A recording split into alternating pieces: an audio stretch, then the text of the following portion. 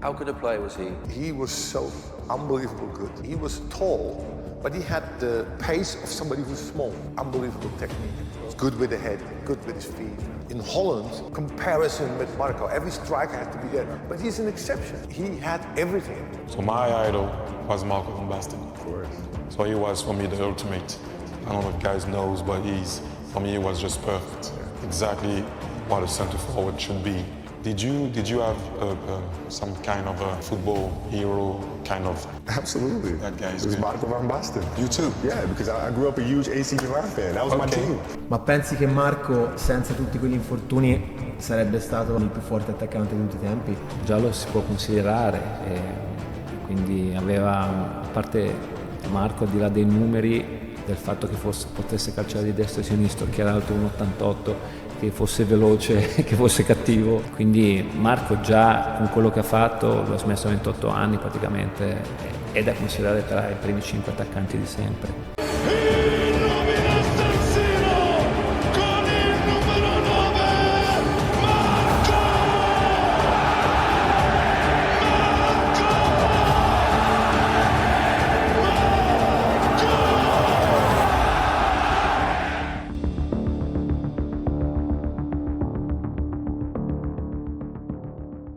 Marco van Basten naît en 1964 à Utrecht, aux Pays-Bas. Comme beaucoup de jeunes néerlandais, il grandit avec le ballon dans les pieds, mais très vite, il se distingue. Ce n'est pas seulement un numéro 9, c'est un joueur intelligent, élégant, mais avec une violence clinique devant le but.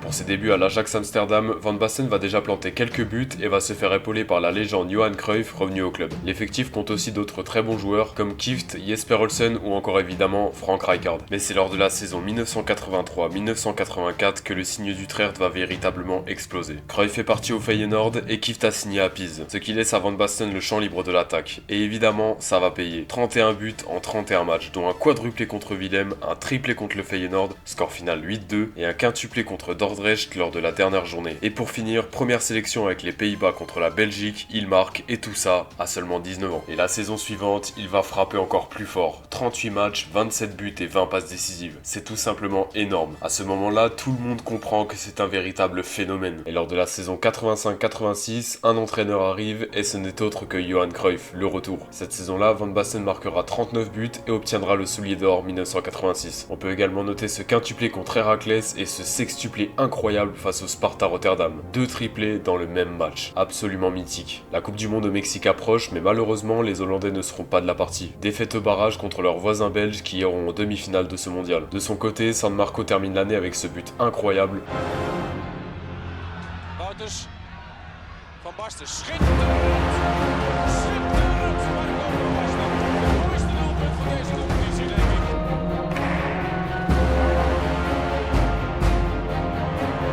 Mais aussi celui-ci.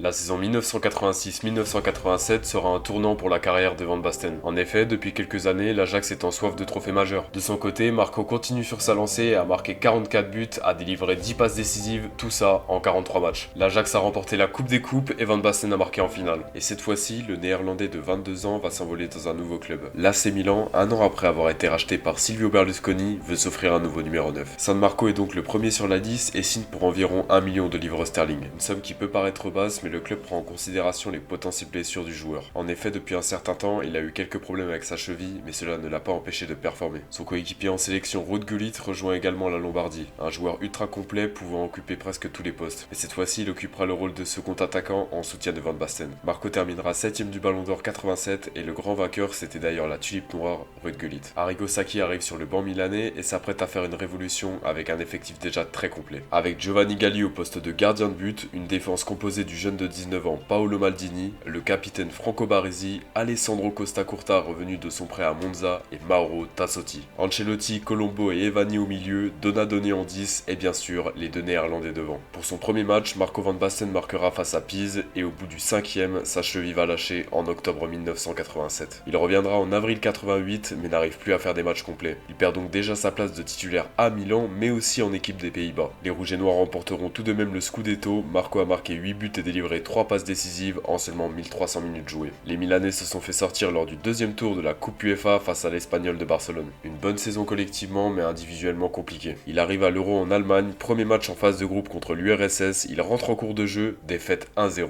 Et au match suivant, le tacticien Rinus Michels lui fait confiance et le met titulaire. La suite appartient à l'histoire. Deuxième journée de cette phase de groupe de l'Euro, Pays-Bas-Angleterre.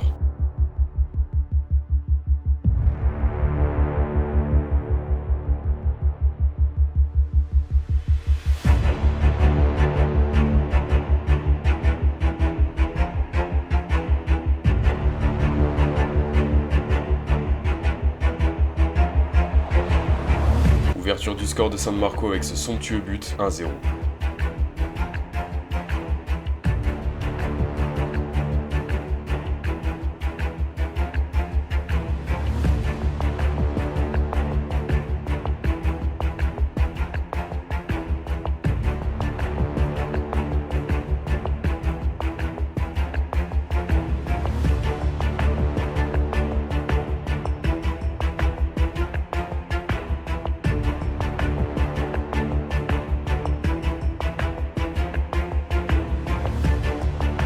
Les Pays-Bas reprennent l'avantage, ça fait 2-1.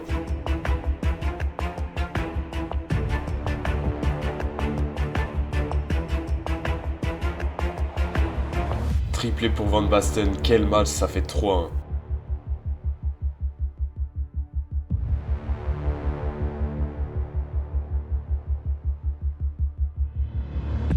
Troisième match de la phase de groupe face à l'Irlande.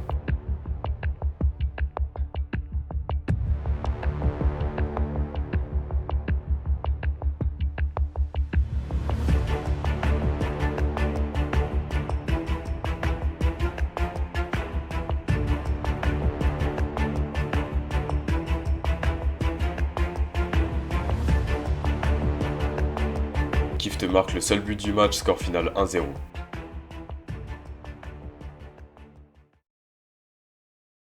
Demi-finale Pays-Bas-Allemagne, les choses sérieuses commencent.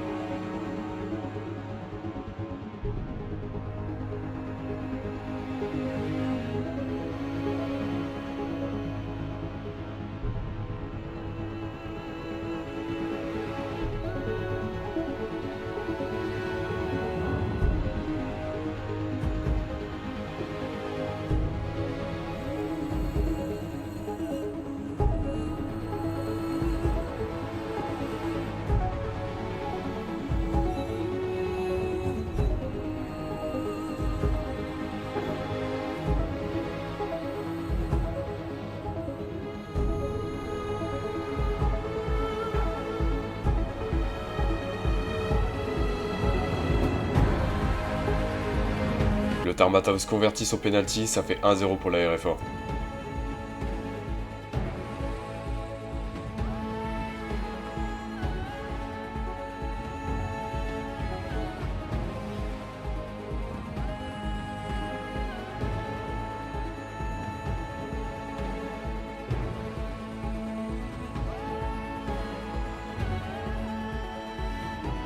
Il y a penalty sur Van Basten et égalisation de Ronald Koeman.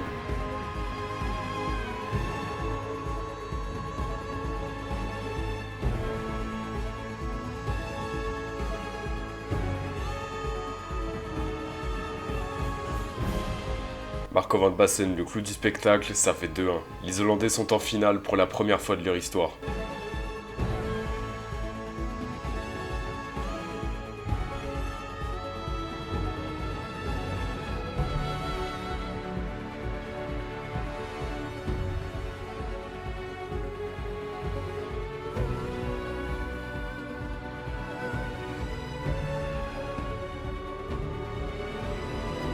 belle revanche pour les Pays-Bas sur la finale de 74.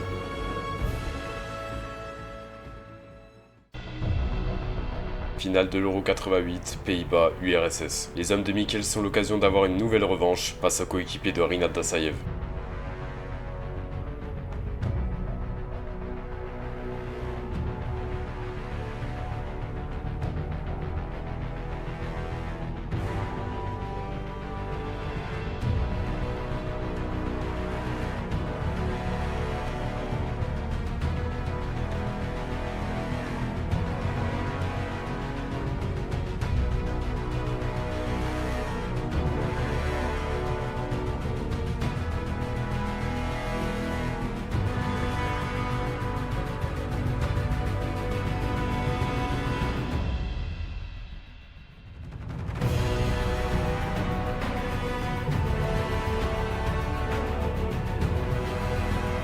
La tulipe noire ouvre le score, 1-0 but de Ruud Gullit.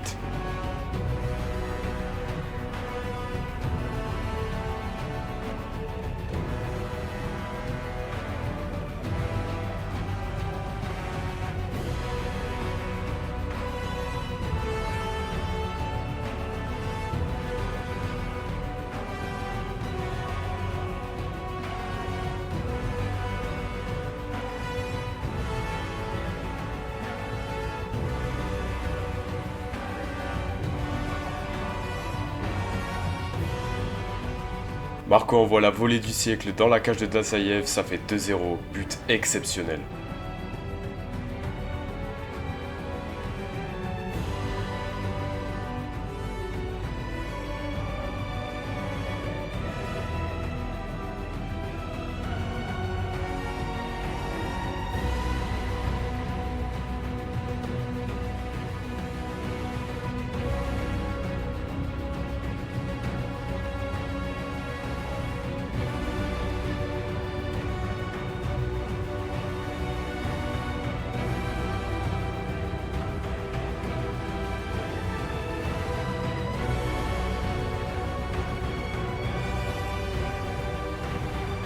Ça y est, c'est terminé, les Pays-Bas sont champions d'Europe. Après un parcours incroyable, les Oranges soulèvent le premier trophée de leur histoire.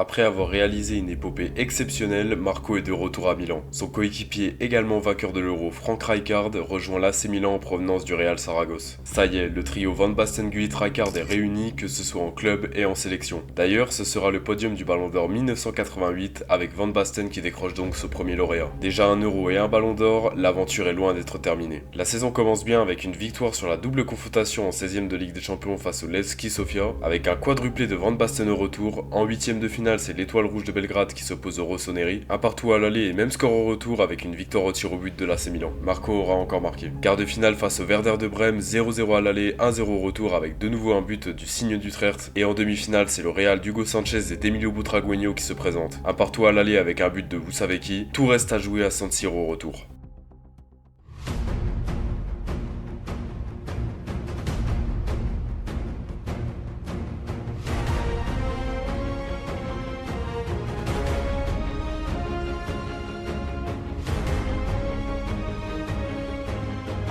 L'inserimento da quindi ad Ancelotti, Ancelotti destro, gol! Grandissimo gol di Ancelotti!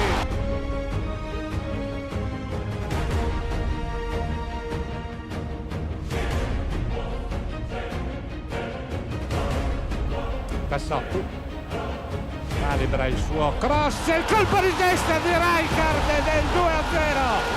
2-0 per il Milan, grande stacco di Rijkaard.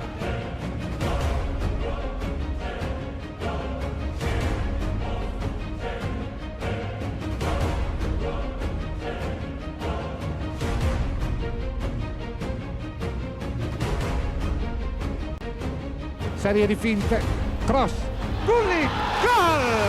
E sono 3. Bellissima azione e Ruud Gullit. Si defila Colombo, il lancio è su Gullit, il colpo di testa per Van Basten, il gol clamoroso di Van Basten, stupenda azione del Milan, 4-0.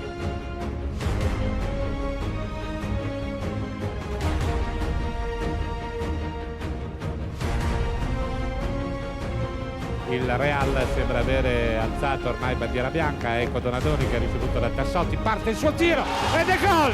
5-0, humiliation totale, Milan est en finale de la Ligue des Champions.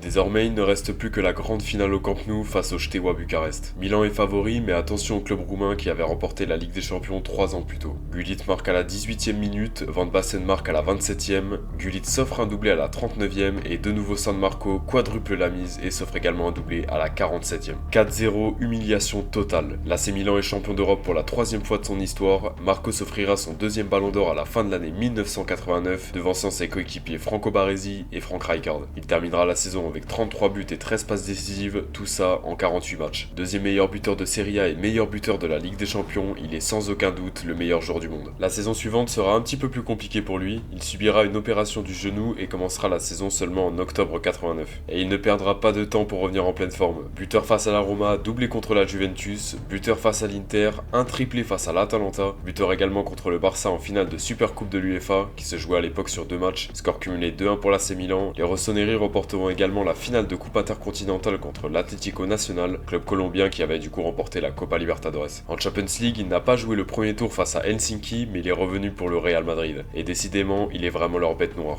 Un but et une passe décisive avec une victoire 2-0, une petite frayeur au retour avec une défaite 1-0, mais c'est bon, les rouges et noirs passent. Quart de finale contre le club belge de Mechelen, victoire 2-0 au retour où il marquera encore. Demi-finale face au Bayern, ils passeront grâce au but à l'extérieur, 1-0 à l'aller mais 2-1 au retour pour les Bavarois, San Marco a marqué à l'aller. Il ne reste plus que la finale face au Benfica, une rencontre assez tendue où Van Basten offrira le seul but du match à Frank Rijkaard. Milan remporte sa 2e Ligue des Champions de suite et Marco est toujours au sommet. Durant cette année, il a également aidé son pays à se qualifier pour le mondial. Ça tombe bien, cette Coupe du Monde 1990 lui permettrait de faire la carrière ultime. Mais finalement, les Oranges ne vont pas être très convaincants dès le début. Un partout face à l'Égypte, 0-0 face à l'Angleterre et de nouveau un partout face à l'Irlande. Ils passeront néanmoins grâce à la règle du meilleur 3e et en 8e de finale, c'est l'Allemagne qui s'oppose à eux.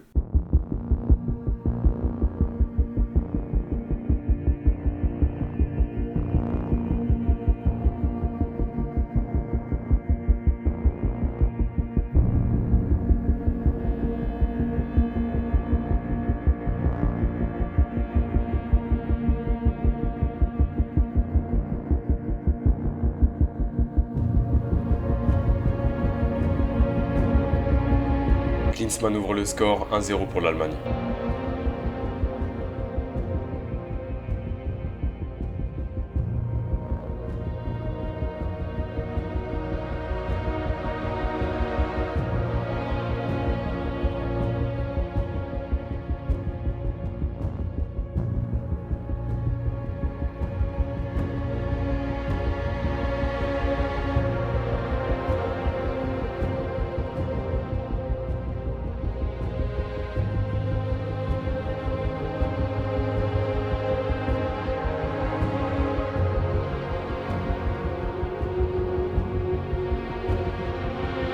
Brême double la mise avec 7 enroulés, ça fait 2-0.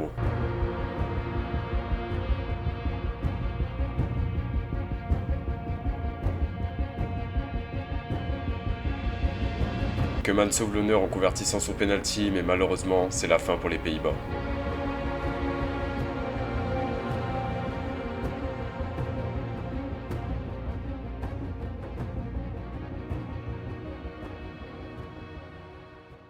La saison 90-91 va être le début des problèmes, que ce soit individuellement ou collectivement. Pour le retour de Marco à Milanello, le Milan remporte à nouveau la Supercoupe de l'UEFA, cette fois-ci face à la Sampdoria, et de nouveau la Coupe intercontinentale contre le Club Olympia, où Van Basten aura délivré 2 passes décisives. Le Néerlandais souffrira de plus en plus à cause de sa cheville et loupera pas mal de matchs. En 8ème de finale de la Ligue des Champions contre Bruges au match retour, il prendra un carton rouge à la 83e minute et loupera donc le quart de finale face à Marseille. D'ailleurs, ces matchs-là sont très controversés. L'AC Milan fait un partout à San Siro et au retour, après avoir été mené 1-0, un problème d'éclairage survient au Vélodrome. Une fois les lumières rétablies, le match ne reprendra finalement pas. Les joueurs milanais décident de quitter le terrain, dénonçant des conditions de jeu difficiles. Enfin, ça c'était sous les ordres de Silvio Berlusconi. Au final, l'arbitre prend une décision, victoire 3-0 sur tapis vert de l'Olympique de Marseille. Milan est donc éliminé et sera suspendu de toute compétition européenne pour la saison prochaine. Ils finiront 2ème du championnat derrière la Sampdoria. Après cette saison mitigée, il y a un cruel besoin de renouveau. Arrigo Sacchi est remercié et c'est Fabio Capello qui le remplace.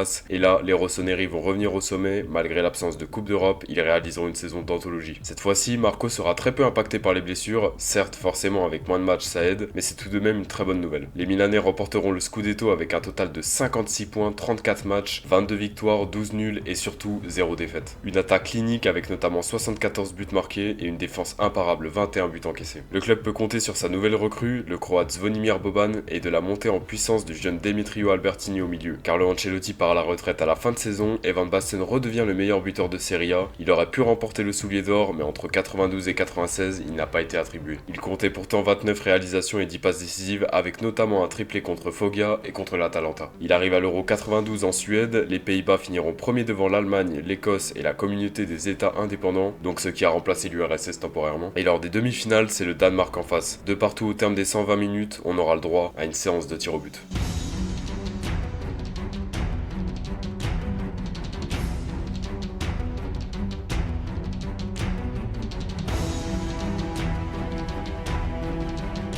Van Basten rate son penalty, destin tragique.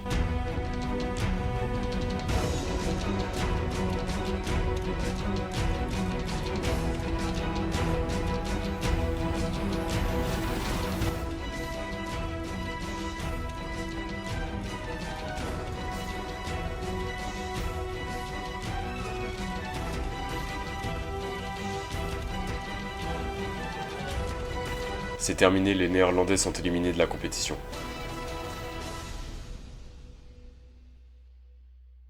À l'été 1992, Jean-Pierre Papin quitte l'Olympique de Marseille et s'engage avec l'AC Milan. Il doit être une pièce de plus pour une nouvelle conquête européenne. Van Basten débutera très bien la saison avec un triplé face à Pescara lors de la 2e journée, un quadruplé lors de la 9e contre le Napoli et encore un quadruplé en Ligue des Champions, cette fois-ci face à l'IFK Göteborg lors de la phase de groupe qui a suivi les 16e et les 8e de finale. D'ailleurs, les rossoneri termineront premiers de cette poule devant Göteborg, le FC Porto et le PSV Eindhoven. Et pour couronner cette année 92, l'Hollandais ajoutera un 3e ballon d'or à sa légende. Il devance le Bulgare Stoichkov et Dennis Bergkamp. Mais rapidement, ce sera l'hécatombe. En décembre, il aura une grosse blessure à la cheville et reviendra seulement en avril 93 pour les derniers matchs du championnat. Le 26 mai à Munich, finale de la Ligue des Champions 1993 face à l'Olympique de Marseille, histoire de rajouter une 3e coupe aux grandes oreilles et de continuer de briller. Mais tout ça va vriller au cauchemar. L'OM va ouvrir le score avec la fameuse tête de Basile Boli et à la 85e minute, Van Basten se reblessera à la cheville et cette fois-ci, c'était la blessure de trop.